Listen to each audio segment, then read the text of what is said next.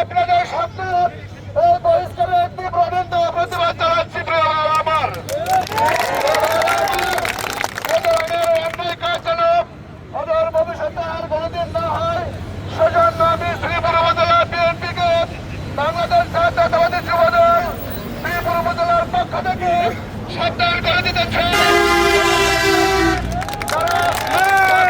যারা 5 আগস্টের পূর্বে এবং পরে যারা বিএনপি করেছে তাদের প্রতি আপনারা লক্ষ্য রাখবেন।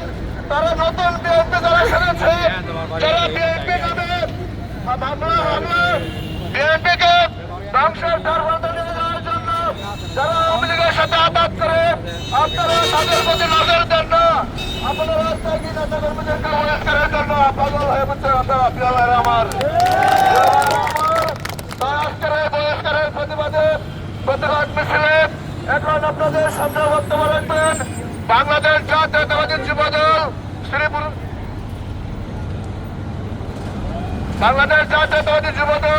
শ্রীপুর উপজেলা আহ্বায়ক কমিটির অন্যতম সদস্য জনাব ওয়াহিদুজ্জামান মোল্লা এখন আপনাদের সামনে বক্তব্য রাখবেন।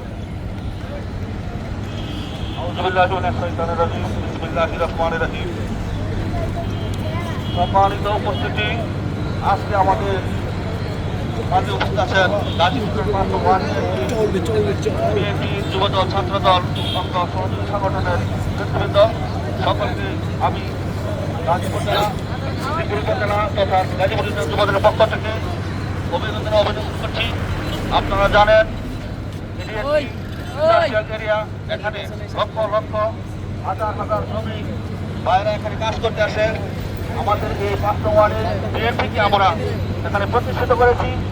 এখানে বিভিন্ন মিল ইন্ডাস্ট্রি সেক্টরে এবং যারা আমাদের শ্রমিক ভাইরা আছেন তাদের প্রত্যেকেরই আমাদের দায়িত্ব তাদেরকে নিরাপদে রাখা এবং হেফাজত করা।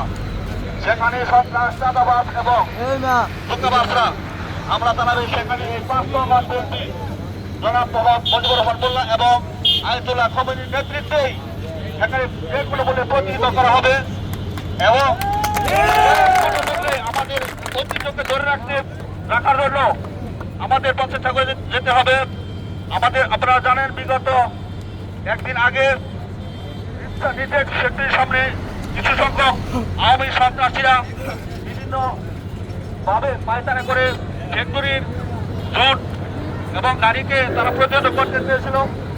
এই ওয়ার্ড বিএনপির সভাপতি এবং সাধারণ সম্পাদকের নেতৃত্বে স্থানীয় লোকজন এবং বিএনপির নেতৃবৃন্দ তাকে প্রতিহত করে তাদেরকে বের করতে সহায়তা করায় আজকের এই ওয়ার্ড বিএনপির সাধারণ সম্পাদক এবং সেক্রেটারিকে শ্রীপুর উপজেলা যুব বিএনপি অবৈধভাবে কোনো প্রকার নোটিশ না দিয়ে তাদেরকে কোনো প্রকার নোটিশ না দিয়ে তাৎক্ষণিক বহিষ্কার করে আমরা এই বহিষ্কারের তীব্র নিন্দা এবং প্রতিবাদ জ্ঞাপন করছি।